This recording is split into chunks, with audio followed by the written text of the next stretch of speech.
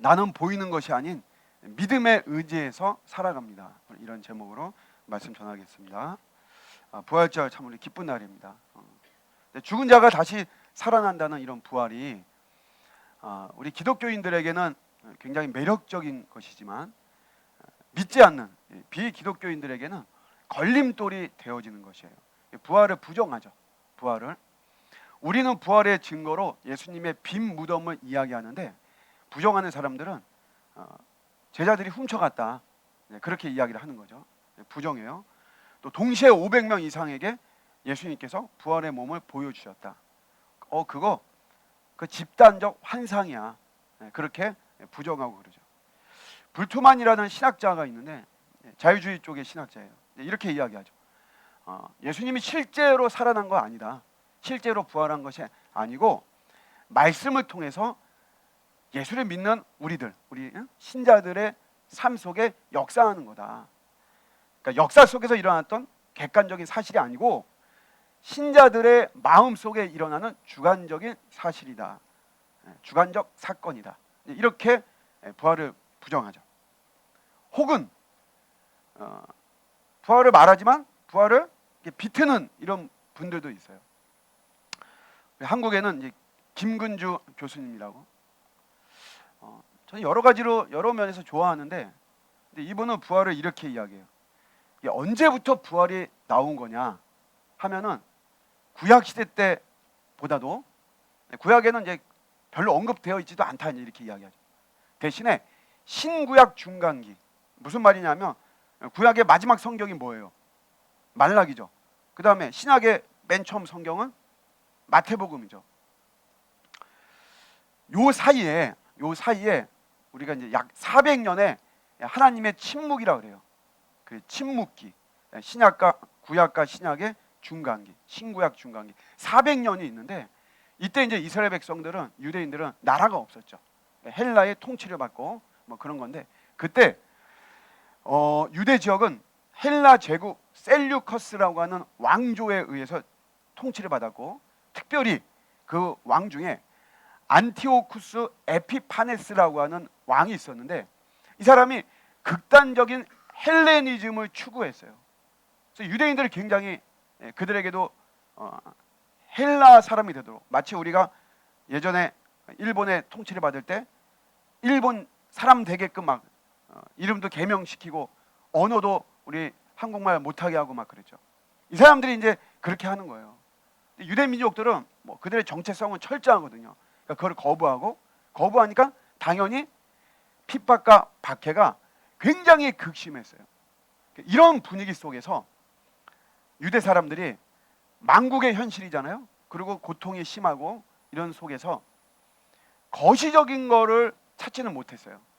그러니까 말하자면 뭐 하나님 나라, 뭐 언약, 하나님의 백성, 뭐 이런 거보다도 지금 당장에 여차하면 죽을 수도 있고 여러 가지 고통스러우니까 그때 개인, 가정, 이 미시적인 거죠. 요거의 어떤 평화와 안녕을 위해서.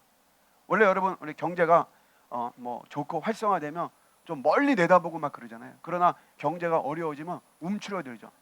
우리 가정, 우리 가족, 야 건강이 최고야. 우리가 막 이렇게 되잖아요.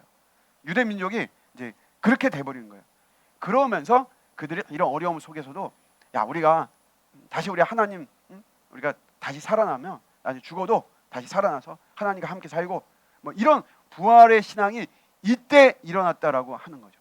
그래서 결론은 뭐냐면, 극심한 고난 속에서도 끝까지 하나님을 믿고자 했던 성도들이 논리적으로 도달했던 결론이 부활이다, 이렇게 이야기를 하는 거예요. 실체가 없는 어떤 이론으로서의 부활이다.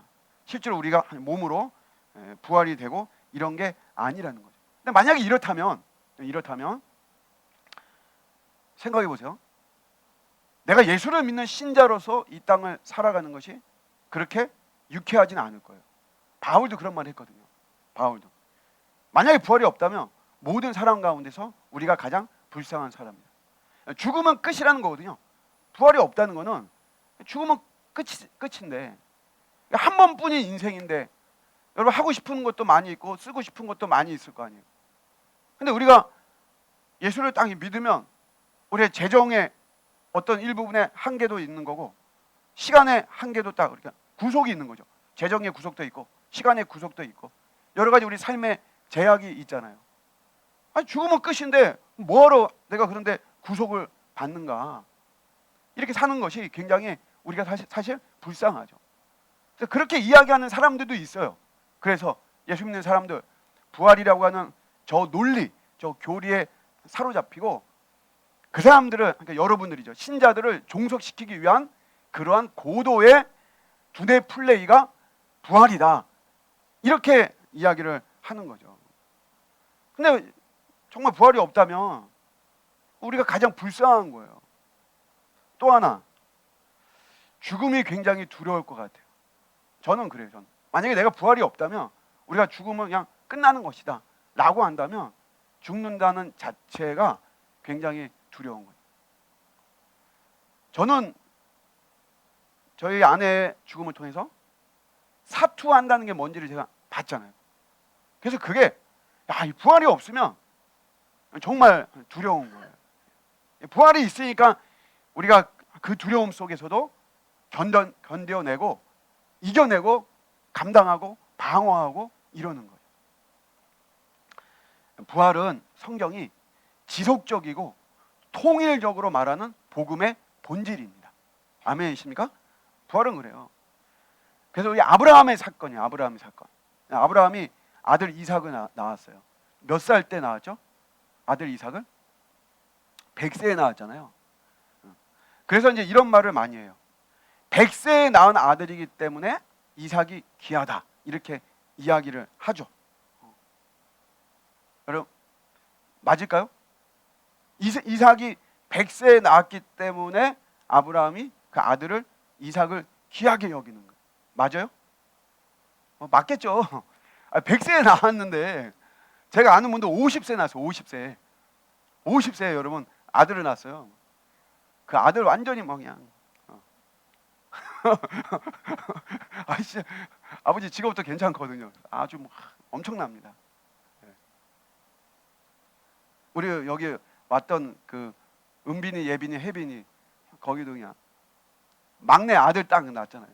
그래서 부모가 그냥 그래서 그 애 중에 한 명이 막 엄청 스트레스 받아가지고 뭐 다들 뭐 개인적인 이야기니까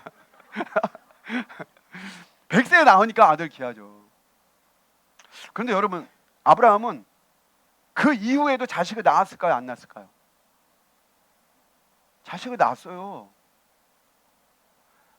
아브라함의 아내가 죽었어요. 아브라함이 137세 때 죽었습니다. 근데 죽고 나서 아브라함이 후처를 얻었어요. 그래서 자식을 몇 명 더 낳았어요? 아들 6명 더 낳았어요. 그러면 100세에 낳은 아들보다 137세 이후에 낳은 아들이 더 귀하잖아요. 그렇잖아요, 여러분. 이삭이 귀한 이유는 100세에 낳은 아들보다도 언약의 자녀이기 때문에 이삭이 귀한 거예요. 성경은 우리 인간의 시각으로 보면 안 돼요. 성경은 하나님이 우리 인간을 구원하는 거기 때문에 구속사의 관점에서 봐야 되는 거죠. 창세기 21장에 보면 이런 내용이 나와요.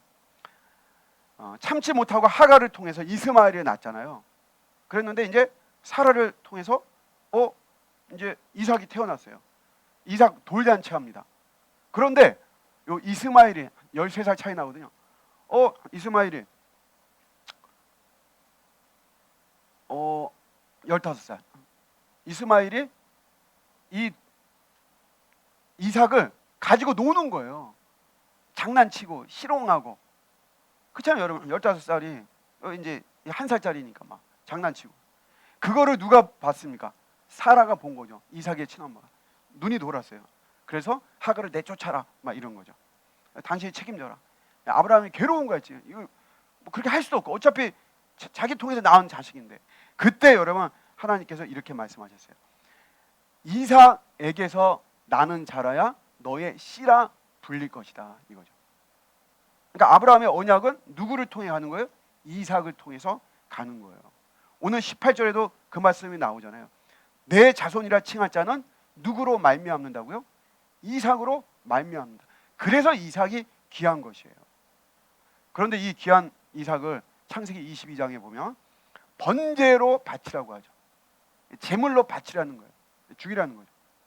근데 상식적으로 이삭이 죽으면 이삭의 후손으로 태어나기로 되어 있던 누가 못 태어나는 거예요? 예수 그리스도가 못 태어나는 거죠.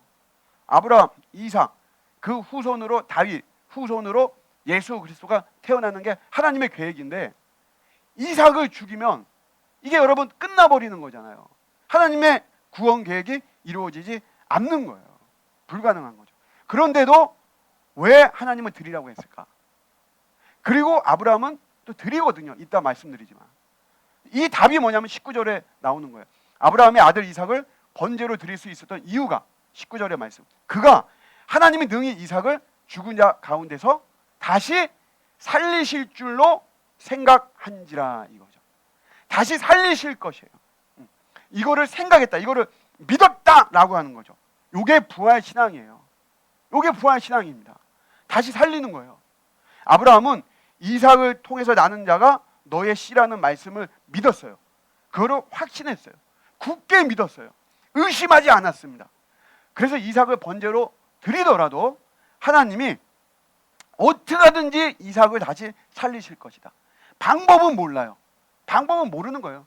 그래서 하나님이 여러분 이스라엘을 다스릴 때 항상 방법을 예측하지 못하게 하는 거예요.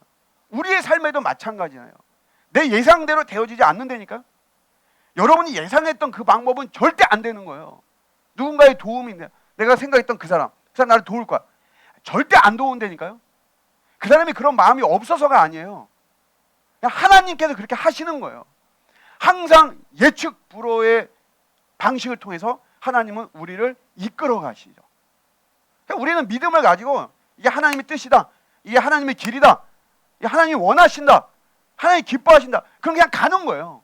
그냥 가면 어떻게 어떤 방법으로 하나님이 도우시고 하나님이 역사하시고 그건 모르는 거예요. 우리가 믿음을 가지고 그냥 나갈 때 주님이 역사하시는 거죠.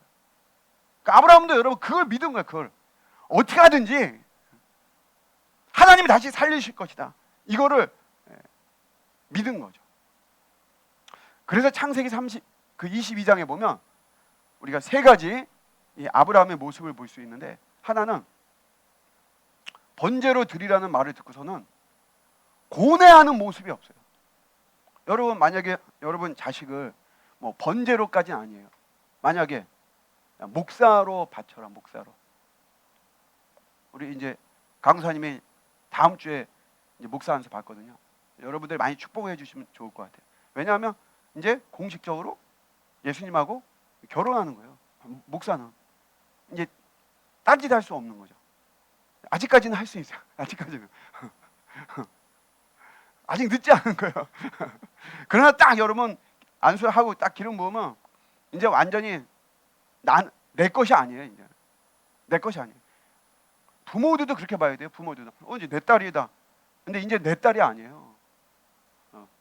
이제 완전히 뭐 내놓은 자식이 되어야 되는 거예요.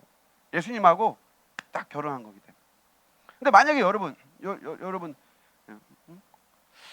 목사로 해라. 그럼 여기 뭐 지수는 원래 그런다고 했으니까 우리 최 집사님 진솔이의 하나님이 아들 목사로 바쳐라.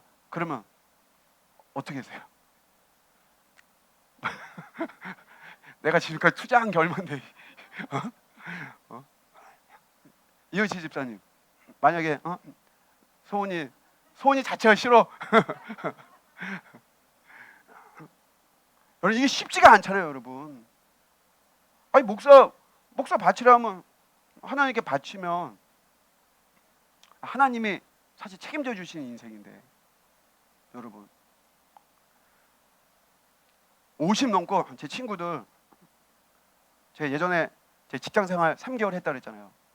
좀 괜찮은 데였어요. 하나님이 콜링해서 사표 내고 왔거든요. 그때 그 했던 친구들은 지금 직장에 남아있는 사람이 아무도 없어요. 다 이후에 자기 갈 길을 가고. 저는 어쨌든 지금 이렇게 있잖아요. 여러분들이 쫓아내지 않으면 저는 어쨌든 이렇게 있잖아요. 이렇게. 예, 축복이에요, 축복. 예. 그런데도 하나님이 바치라고 하면 하나님 저한테 왜 그러세요? 내가 투자한 게 얼마인데 뭐 싫단 말이에요. 괜히 싫어한다고. 근데 번제로 바치라고 하는, 하나님이 장난치는 거 아니에요. 하나님이 쇼하는 거 아닙니다. 번제로 바치라고 했대. 그럴 때 아브라함이 아침에 일찍이 일어나 곧장 나귀를 타고 갔어요. 고뇌하는 모습이 없어요. 그게 아브라함의 성격이다 그런 거 아니에요. 결론은 그가 부활 신앙을 믿었기 때문에 고뇌하지 않은 거예요. 그냥 하나님 믿고 바로 간 거죠. 드디어 모리아산에 도착했어요. 그래서 종들에게 야 너희들 여기서 기다려라.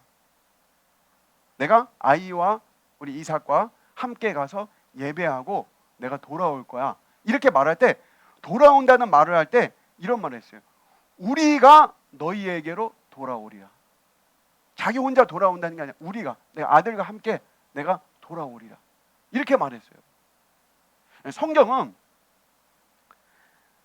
단어 하나하나가 이게 다 하나님의 감동과 영감과 하나님의 계시가 있는 거예요. 그냥 뭐 그럴 수도 있지. 그런 게 아니에요, 여러분. 성경은. 저도 성경 연구하는 입장에서 제가 놀란다니까요, 제가. 그래서 이런 거를 제가 여러분들한테 잘 설명해 주지 못해서 늘 안타까운 거예요. 야, 내가 돌아오리라. 이게 아니고 우리가 돌아오리라. 이게 연막 치고 이런 게 아니에요. 이게 확신 속에서는 확신. 이게 어떤 확신이에요? 이게 부활의 확신이니까. 하나님이 어떻게든 이삭을 살릴 것이라는.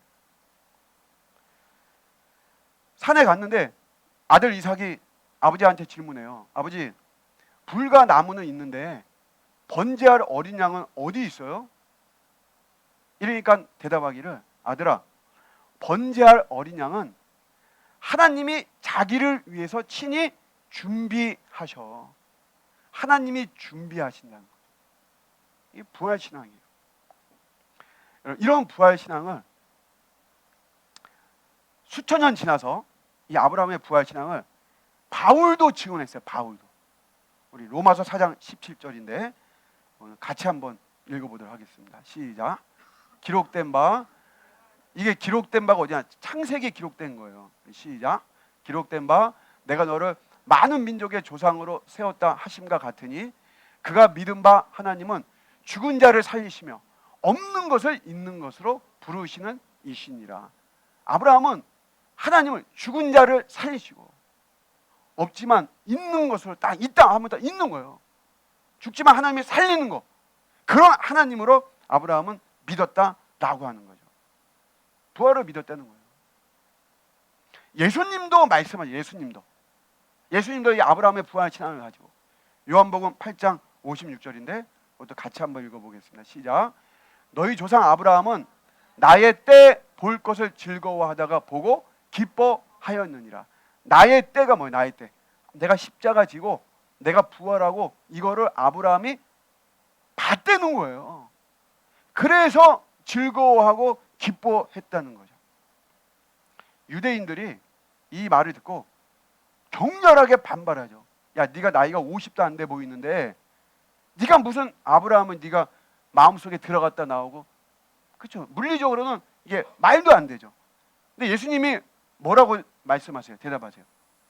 나는 아브라함이 태어나기 전부터 있었다, 이렇게 말하죠.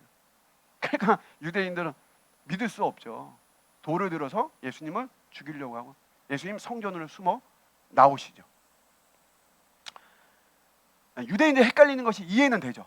그렇죠? 아니, 아브라함하고 예수님하고 2000년의 시간 갭이 있는데 어떻게 아브라함은 2000년 후에 예수님이 십자가 지고 부활하고 이런 거를 어떻게 알아가지고 그가 기뻐하고 즐거워했다고, 그게 어떻게 될 수 있을까? 이거는 계시라는 거를 우리가 좀 알아야 돼요. 계시, 성경의 계시. 보편성과 특수성이 있어요. 무슨 말이냐면 구약에는 보편적으로 다 알지 않아요. 일단 유대인들에게 주어졌고 유대인 중에서도 신실한 믿음을 가진 사람들에게 이 계시가 허락이 됐어요. 허락이 됐다기보다도 그들이 그걸 아는 거죠. 진짜 정말 신실하게 믿는 사람을 통해서.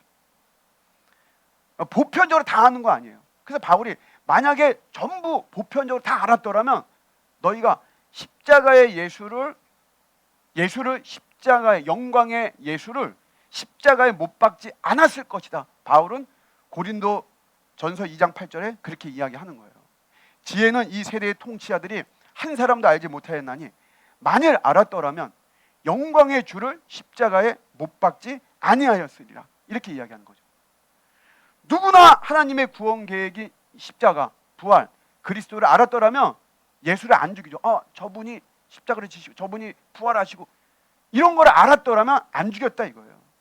그러니까 너희들은 하나님 하면서도 너희들은 정작 하나님의 마음은 하나도 모르는 자였다. 바울이 그렇게 고발하는 거예요. 그래서 구약에서는 계시를 알기 어려웠어요. 그러나 이 말은 역설적으로 불가능한 건 아니죠. 불가능한 건 아니에요. 가능한 사람이 있죠. 그거를 우리가 이렇게 표현하죠. 희미하게라도 보는 거예요. 희미하게라도. 지금도 우리는 예수님을 우리가 완벽하게는 아니잖아요. 지금은 우리가 바울의 표현대로 거울로 보는 것처럼 희미하는 거잖아요. 부분적으로만 아는 거잖아요. 지금 우리가. 그러나 나중에 예수님 우리 종말에요. 이제 완전히 정말 이 땅에 완성이 이루어졌을 때는 우리가 얼굴과 얼굴을 대하는 것처럼 그렇게 보는 거죠. 지금 우리 희미하잖아요. 마찬가지로 이 아브라함도 희미하게 부활의 신앙을 완벽하게 다 몰라. 그렇지만 희미하게라도 부활이라고 하는 이런 것을 그는 믿었다는 거예요. 이게 부활 신앙이에요. 그래서 이삭을 바칠 수 있었던 거예요. 그게 어떤 그의 성향이 아니면 그가 어떤 미쳐서 그런 것이 아니에요. 어떻게 하든지 하나님이 다시 살리실 것이라는 부활의 신앙을 가졌기 때문에 번제로 드릴 수 있었던 거예요. 다 똑같은 거예요, 여러분. 하나님이 내 재산을 원한다, 내 시간을 원한다, 내 자식을 원한다, 내 거 뭘 원한다. 그러나 이것은 하나님께 바치면 하나님이 다시 더 풍요롭게 해주실 것이다. 믿는 자가 하나님 앞에 과감하게 던지는 거예요. 근데 이제는 여러분 신약을 통해서도 이제는 우리가 이 계시가 보편화가 됐어요. 이제는 특수한 사람만이 아니라 우리가 믿음만 있으면 이건 우리가 명료하게 우리가 알 수 있어요. 크게 두 가지. 일단 예수님이 잠자는 자들의 부활의 첫 열매가 되셨잖아요. 예수님이 부활하셨기 때문에 그래서 40일 동안 보여주신 거예요. 그러니까 예수님이 몸에 부활을 하셨구나. 그러니까 여러분 나도 몸에 부활하는구나. 예수 안에만 있으면 부활의 첫 열매가 되어주셨잖아요. 그리고 또 하나, 몸의 부활은 연속성과 비연속성이 있어요. 우리가 부활했을 때는 눈 2개 연속적이에요. 부활했는데 눈이 하나고 코는 2개고 이런 거 없어요. 이런 몸으로. 왜냐하면 예수님이 그런 몸이셨거든요. 그래서 부활의 몸은 연속성이 있어요. 그러나 비연속성, 지금 이 몸하고는 다르게 된단 말이에요. 왜? 지금 이 몸은 하나님과 영생할 수 있는 이런 몸이 아니잖아요. 이 몸은 늙어가기도 하고 우리가 여기저기 아프기도 하고 나중에 죽고 썩어지잖아요. 그러나 여러분 하나님과 영생하는 그 시점에서는 더 이상 이 몸은 썩고 아프고 병들고 이런 게 없단 말이에요. 하나님하고 같이 영원한 삶을 살기에 딱 적합한 몸으로 변화되는 거예요. 우리의 몸이. 그래서 부활할 때 우리가 호련히 변화되어지는 거예요. 이게 성경에 기록되어 있으니까. 그러니까 여러분 지금은 우리가 더 보편적인 계시를 가진 자니까 부활의 신앙을 가질 수 있는 거예요. 그래서 중요한 것은 우리는 어떻게 살아야 되느냐. 부활 신앙 여러분들이 믿든 안 믿든 우리 예수 안에 있는 신자의 몸은 부활하게 되어 있습니다. 아멘이십니까? 여러분 믿든 안 믿든 아직은 내가 못 믿을 수도 있어요. 그러나 그 내 믿음과 상관없이 내가 예수 안에 있는 우리의 몸은 반드시 부활하게 되어 있거든요. 그래서 우리가 어떻게 사는 게 중요한 거죠. 요거는 질문을 바꿔야 돼요. 어떻게? 부활을 믿는 자의 당신이 부활을 믿느냐, 내가 부활을 믿느냐, 이게 가장 강력한 증거가 뭐냐 이거예요. 증거가. 증거가. 계시록에는 하나님의 참된 자녀들의 무기를 세 개를 소개해줘요. 왜냐하면 어둠의 세력의 공격이 많잖아요. 악한 원수마귀 더러운 것들이 얼마나 여러분 우리의 삶을 회방합니까? 그런 것들을 물리칠 수 있는 무기를 세 가지를 이야기를 해요. 우리의 무기는 뭡니까? 우리 성도들의 무기는 성경이 말하는 이 세상의 부귀영화예요? 야 그래도 야 교회 다녀도 돈은 있어야 되더라. 그래서 어떤 돈, 부귀영화 그게 우리의 무기입니까? 성경은 그렇게 가르치지 않아요. 계시록에 말하는 세 가지의 무기는 뭐냐면 어린 양의 피, 예수님이 증언한 말씀, 그리고 순교를 각오한 희생, 내가 몸을 던지는, 이게 성도들의 무기예요. 종말의 때를 살아가는 우리들에게 알려주신 거예요.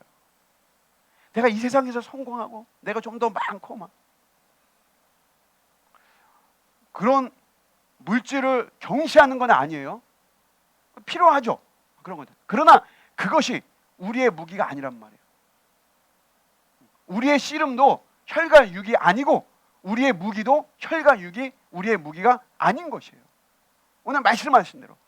그래서 성도에게 허락된 것 세 가지가 뭐냐면 말씀을 증언하는 것, 고난, 순교. 요게 우리 성도들에게 허락된 것이에요. 이 세상에서 수단 방법 가르치지 말고 해서 내가 뭔가를 올라가고, 성경이 절대 그런 거 이야기하지 않습니다. 오히려 고난과 거기에서 내가 십자가 예수, 부활의 예수를 믿으면서 이겨내는 그런 믿음, 그런 것이 우리의 무기라고 성경은 분명히 이야기하고 있어요. 그러니까 진짜 제자는 뭐예요? 진짜 제자도는 내가 세상에 힘을 기르고, 그렇죠? 세상에서 잘 나가고 세상에서 통하게 하는 그게 진짜 제자가 아니고요. 고난의 한 가운데서, 여러분 삶 속에서 고난 당하잖아요. 일상 속에서. 그 고난 속에서 오히려 하나님 나라의 확장을 확신하고 소망을 갖고, 내가 죽어도 물리적으로 죽든 아니면 내가 그냥 이렇게 죽는 게 있잖아요. 우리가 바닥에 내려가고 뭐 이렇게 한다고 해도 그래도 다시 하나님이 회복시키시는 그 부활의 신앙을 확신하면서 고난 가운데서도 기꺼이 그리스도를 따라 좁은 길을 걸어가는 우리의 모습이, 그게 여러분 진짜 부활의 강력한 증거가 되는 줄로 믿습니다. 오늘 오후에 우리 한국교회가 광화문에서 뭐 서울역 어디에 퍼레이드하고 막 그런데요. 저는 그걸 무시하고 싶은 마음은 아니에요. 또 그런 쪽에 무게를 두는 사람은 또 그렇게 하는 거죠. 그렇게 해서 좀 메시지도 좀 전하고 뭐 그것도 필요는 하겠죠. 그러나 진짜 부활의 가장 강력한 증거는 말한 대로 저와 여러분이 일상의 삶 속에서 우리를 박해하든 핍박하든 내가 예수를 믿고 말씀대로 살면서 당하는 손해와 고난이 있잖아요. 그런 속에서도 나는 주님이 옳습니다. 나는 주님이 맞습니다. 나는 주님을 사랑합니다. 나는 주님과 함께 가겠습니다. 그러면서 묵묵히 그 길을 걸어가는 게 부활의 가장 강력한 증거가 되는 줄로 믿습니다. 오히려 더욱더 우리가 신실하게 섬기고 내가 더 희생하고, 잘 희생 안 하려고 하는데 내가 그냥 희생해요. 내가 더 사랑해요. 내가 더 그냥 품어줘요. 내가 더 하나님의 예배해요. 내가 더 하나님의 말씀을 전하는 전도와 선교를 해요. 이것이 가장 강력한 증거인 것이죠. 결론입니다. 죽으면 끝이 아니에요. 가장 어리석은 생각입니다. 그런데 속으면 안 되는 것이에요. 왜 죽으면 끝이에요? 성경은 죽으면 그때부터 진짜의 삶이 판가름이 나는 거예요. 우리에게는 부활의 영광이 반드시 있는 줄로 믿습니다. 가지고 승리하는 저와 여러분들 되시기를 주님의 이름으로 축복합니다. 아멘.